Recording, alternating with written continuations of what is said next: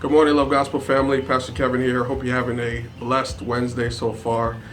Continuing with our devotions today, as you know, if you've been listening for the last week, we've been talking from Ephesians chapter 6, verses 10 through 17, which is the full armor of God. And Pastor Darius started it off with the belt of truth. I spoke to you about the sword of the Spirit.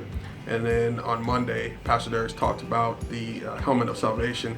And today I want to continue with verse 15, where it says, "And having strapped on your feet the gospel of peace, in preparation to face the enemy with firm-footed stability and the readiness produced by the good news." This is the Amplified version. It says, "And having strapped on your feet the gospel of peace in preparation to face the enemy with firm-footed stability and the readiness produced by the good news." And there's Paul talking about the armor of God, as I mentioned before, that we are in a battle, a spiritual battle, and Paul's encouraging believers to put on the full armor, that the armor is available to us, we just need to put it on.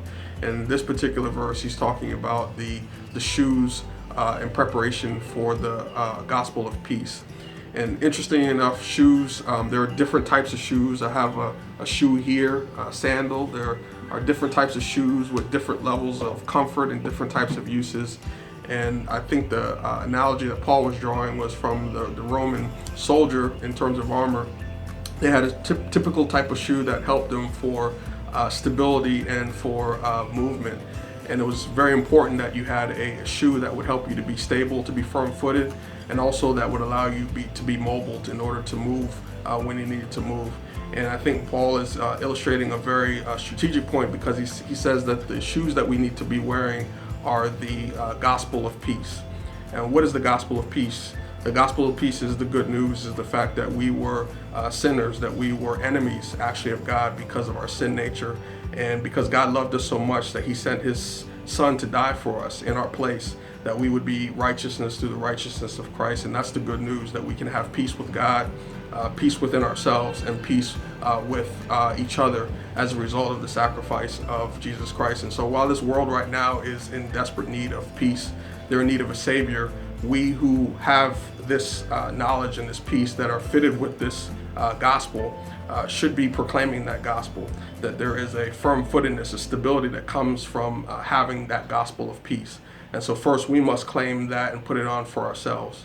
Interesting, it's funny that I have 3 children, and when it comes to going to school or somewhere where they're not really wanting to go, it's sometimes an effort to get them out of the house.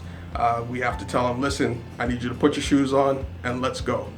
And I think that in this particular season, that even though we're limited in what we can do because of the quarantine and everything that's going on, that there are opportunities that God has given us to put our shoes on and to let's go. That there is a need for people to hear the peace and the gospel of peace.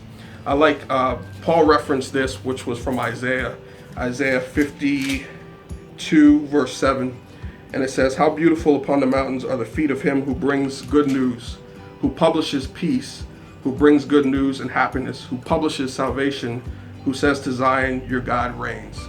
And so I love that word publish, because I think through mechanisms like this that we can publish the good news. We can let people know that Jesus reigns, that there is salvation for those that need it, that there is peace for those that are finding themselves at a loss and finding themselves in ruin, that there is a God who loved them, who died for them.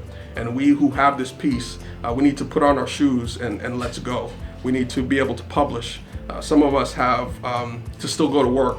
I'm considered an essential worker and have to go to work to be able to continue to support my family, but also the community. But I think that from a spiritual sense, that I'm an essential worker, because as I have opportunity, that God is telling me to put on my shoes and to let's go, and to use that opportunity that he gives me to be able to publish the good news about salvation and about his peace.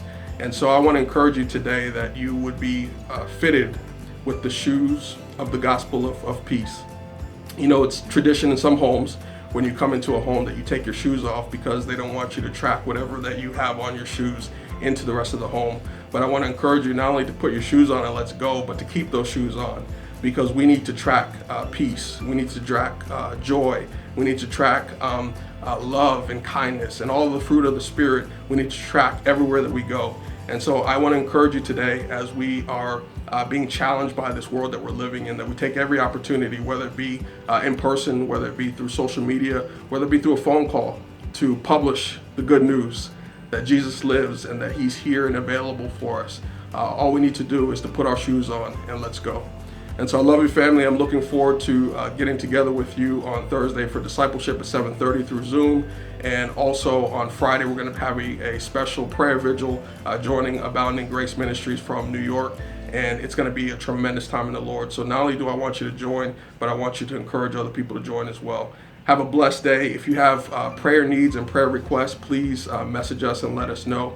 We want to be a support to you in this time of need. And so we love you, and we look forward to seeing you soon. God bless.